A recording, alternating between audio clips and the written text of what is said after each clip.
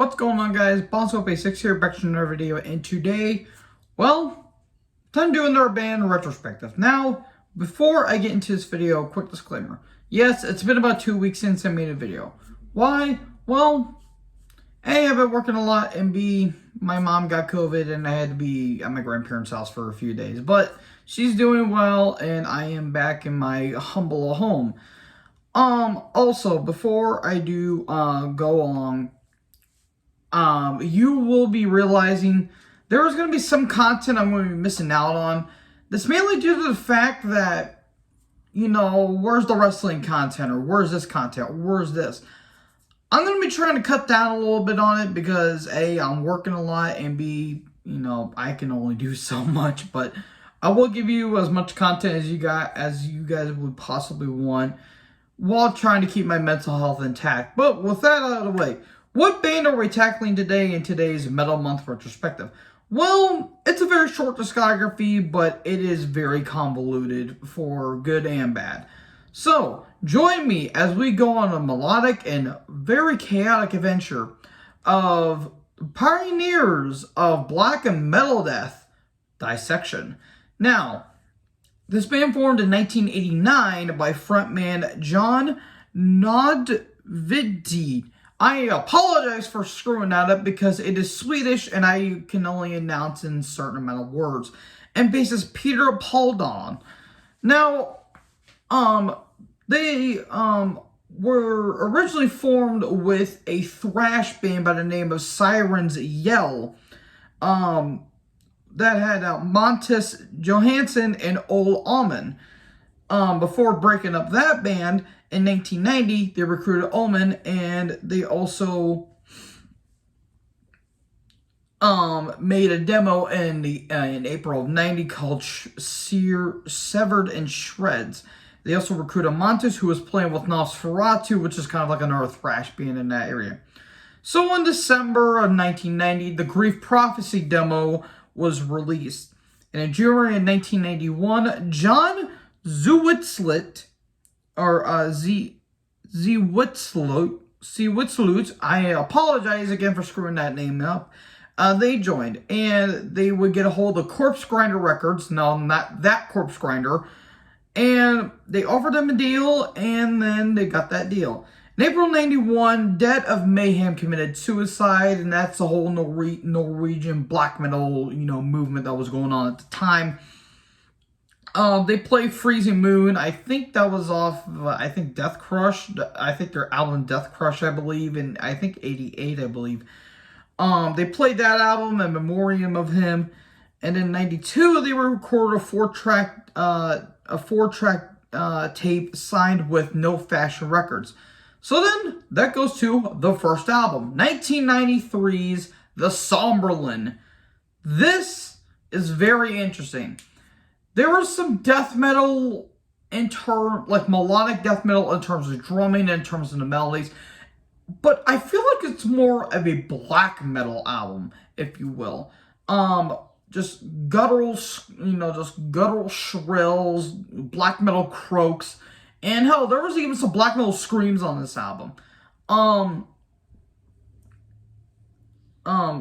Great songwriting chops immediately, Nodvidti, great stuff. I apologize. I'm just going to call him John. Just going to call him John for now.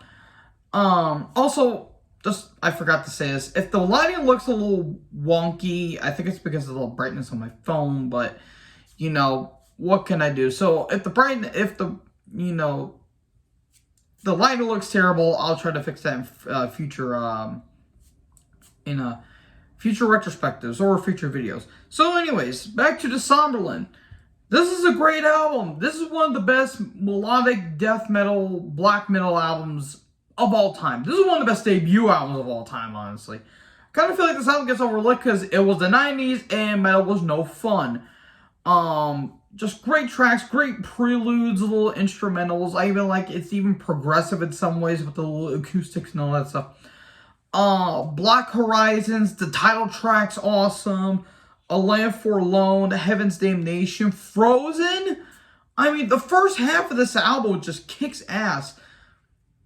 second half, I kind of lose a little bit of interest, but Mistress of the Bleeding Sorrow is my favorite track off here, and that's like the last track, basically.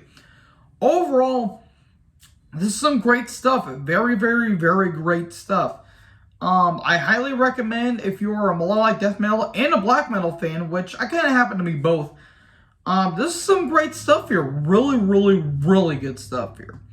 So after this, the band would rehearse without Zwitzland, without him showing up, and then April 14th, 1984, he was eventually fired. But then the band would call Johan Norman from Satanized, which is a project that Zwitzland was a part of. So then in November of 94, they signed with Nuclear Blast Records. And then in 1995, they released the band's most iconic album, Storm of the Light's Bane. This is iconic for all the right reasons here, folks. This album is fantastic. One of the best albums to come out of the 90s. And one of the best albums to come out in 1995, if you're going to ask me. This is killer stuff. Literally every track, it's 8 minutes or 8 tracks of pure bliss, in my opinion. From the opening, intro of From the Fathomless Depths, goes right into Night's Blood. That is one of the best hooks ever. On Hollow, Where Dead Angels Lie, is probably my favorite track off here. The title track has some awesome riffs. Thrones of Crimson Death is just killer melodies. Soul Reaper, really cool, lead guitars. It's kind of doomy in some spots, like in terms of the breakdowns, and it's got some Iron Maiden-esque, like twin guitar melodies and all that stuff. Guys, what else is there to say about this album? John's vocals are just perfect throughout. The drums just sound like a machine gun going off. They're kind of, tuned down a little bit. The guitar tone is just flawless on here. Production from 1995. This is one of the best produced albums that come out in the 90s. Some great stuff here. And this happened way before, the whole thing with Burzum and Euronymous. Think about that, folks. That is just mind-blowing to me. Love this album. This is the best album in their band's career. Again, it's a short career, but fantastic stuff. I cannot highly recommend this album enough. So then, in the summer of 95, John and Norman joined the Misanthropic Luciferian Order, or MLO for brief abbreviation.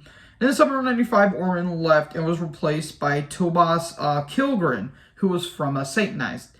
And then numerous amounts of tours. They toured with Cradle of Filth, Dark Throne, the Gods of Darkness tour that they did, In Flames, just a lot of great stuff. And I also forgot to mention, the Somberland was produced by Dan Swano, the Gothenburg sound, that he would do Opeth, In Flames, Bloodbath, just a lot of great stuff.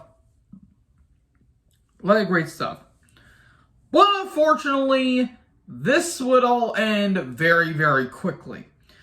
In December 18th, 1997,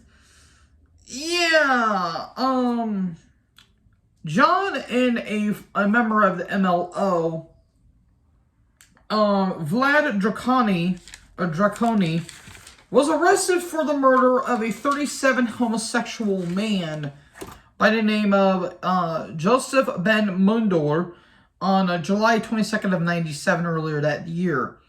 John received a 10-year-long life sentence, and Necropolis Records released a compilation album around that time. And now Vlad is currently the owner of the Dissection trademark.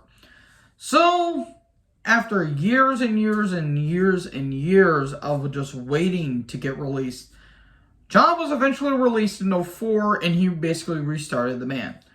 And then, in 2006, he decided to make an album that had Thomas Ackerland on drums and Set Titan on guitar.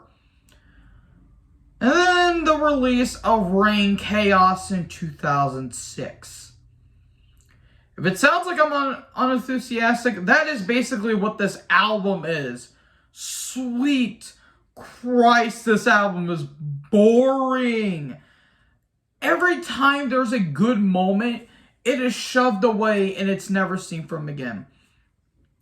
John pours his heart and soul into this album, but unfortunately, it's far and few between.